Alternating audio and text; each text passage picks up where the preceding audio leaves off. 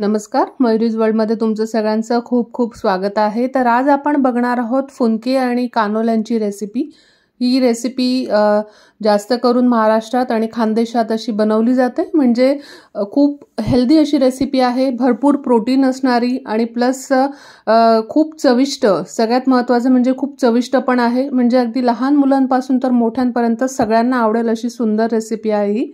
तर यासाठी मी इथे 2 ते 2.5 वाटी अशी डाळ टाकलेली होती, पाण्यात भिजत टाकायची आहे। एक 6 ते 7 तास हिला छान भिजू द्यायचंय। बघून घ्या, अशा प्रकारे आपण चेक करून घ्यायचंय। असं नखाने जरी दाबली जात असेल, अशी चेपली जात असेल, म्हणजे आपली डाळ अगदी परफेक्टली भिजलेली आहे। तर आता इथे मी लसूण भरपूर वापरलेला आहे या रेसिपीमध्ये। चांगले मोठे असे 2 लसूणच्या कळ्या टाकायच्यात सोलून आणि याला मिक्सरमध्ये वाटून घ्यायचंय। शक्य असल्यास पाण्याचा वापर अगदी कमीत कमी करा। म्हणजे ही जी रेसिपी आहे ना, फुनक्यांसाठी पाणी नको आहे। म्हणजे त्या डाळमध्ये वाटताना अगदी नावाला पाणी टाका। आणि नंतर इथे जिरं, धणा पावडर आणि हिरव्या मिरच्या असं टाकून आपण परत एक वेळा असं फिरवून घेणार आहोत। आणि असे माझे 3 राऊंड मिक्सरचे झाल्यानंतर इथे मी ही चिवईची भाजी आहे, ही सहजपणे आपल्या कुंडीत उगू शकते। तर ही चिवईची भाजी खायलाही खूप आणि प्रकृतीला अतिशय थंड अशी असते, शरीराला थंडावा देणारी अशी भाजी असते ही।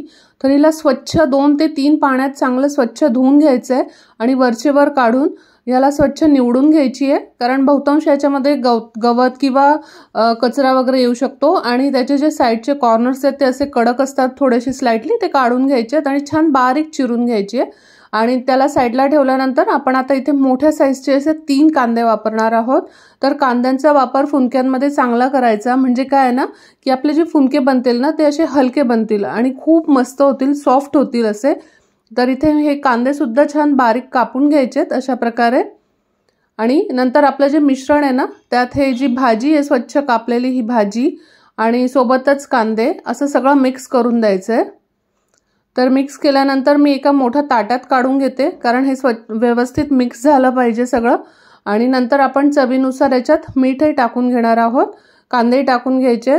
आणि समजा तुम्हाला हे एकसाथ एवढं पीठ नाही बनवायचं एका वेळी, तर कांद्यांचा वापर थोड्या थोड्या पिठात करा। नाहीतर काय होईल ना, जर तुम्ही हे पीठ तुम्हाला स्टोअर करायचं असेल तर ते पीठ खराब होण्याची शक्यता असते। तर आता त्याला मिक्स करून दिलंय।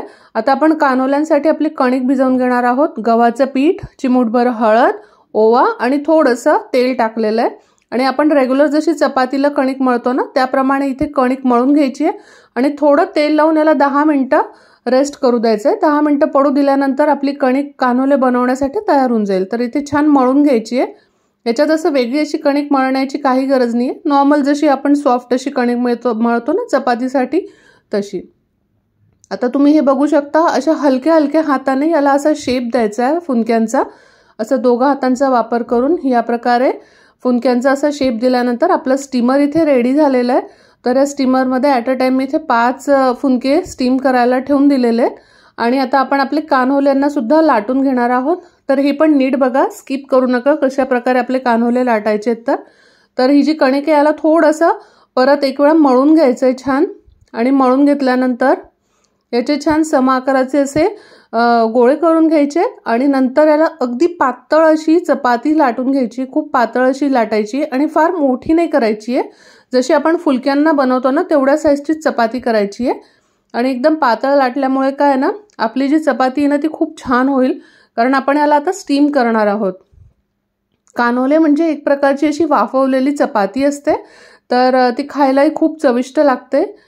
बघा, अशा प्रकारे छान लाटून घ्यायचंय। नुसतं मी नॉमिनल याला हलकंसं असं पीठ लावून लाटून घेतलेलं आहे। तर एवढी अशी बारीक अशी चपाती लाटायची, जेणेकरून ती स्टीम झाल्यानंतर अजून छान सॉफ्ट होईल। बघा, या प्रकारे एवढी पातळ लाटलेली ही चपाती। आता याचे जे साईड्स आहेत ना, सगळे कॉर्नर्स ना एकमेकांना चिकटवायचे नाही आहेत। तर असं मी त्रिकोणी आकार दिलेला आहे, पण कुठेच आपण हे चिकटवलं नाही आहे। याचे जे साईड्स आहेत ते सेपरेट ठेवलेले आहेत। आता हे थोडं स्टीम झालेलं आहे।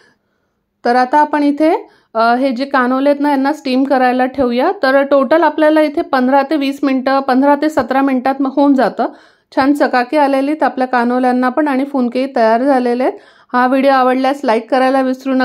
ही लिंक शेअर करा तुमच्या मित्रपरिवारासोबत आणि चॅनलला नक्की सबस्क्राईब करा आणि सगळ्यात महत्त्वाचं म्हणजे ही रेसिपी नक्की ट्राय करा। आपण लवकरच भेटूया पुढच्या व्हिडिओमध्ये। आणि ही जी फुनके आणि कानोले ही कढी बरोबर छान लागते। तर ही जी कढीची रेसिपी खानदेशी ती जर तुम्हाला हवी असेल तर तुम्ही मला नक्की कळवा, लवकरच शेअर करेल त्याची पण रेसिपी। आणि आपण ह्याचा जो आस्वाद आहे ना थोडंसं कच्चं शेंगदाण्याचं तेल टाकून मग घ्यायचं आहे, खूप छान लागतं। लवकरच भेटूया पुढच्या व्हिडिओमध्ये। Till then take care.